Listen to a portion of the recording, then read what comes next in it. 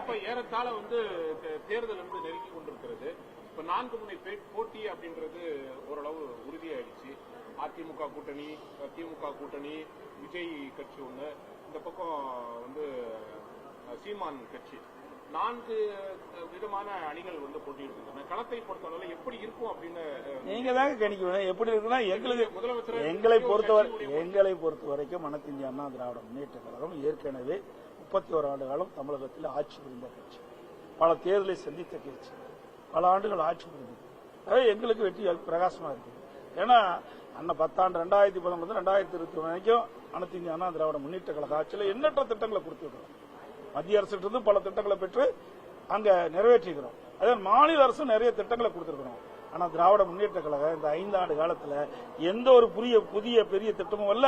சட்டம் ஒழுங்கு அடியோடு சீர்குலைந்து தினந்தோறும் கொலை, கொள்ளை, திருட்டு, வழிப்பிரிப்பு, பாலியல் வன்கொடுமை நடக்காத நாளே இல்லை.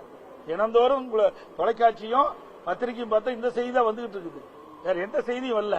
இவருடைய ஒரே சாதனை ஊழல் செய்துதான் சாதனை. இந்த ஆட்சி உள்துறை அமைச்சர் அமித்ஷாவை சந்திக்கும் போது ஏதாவது அறிவுரை இந்த மாதிரி செயல்பட வேண்டும் வெற்றிக்காக அப்படின்னு ஏதாவது சொல்லியிருக்காங்க? கிடையாது. ஒரு ஜென்ரலா ஆலோசனை பண்ணாங்க.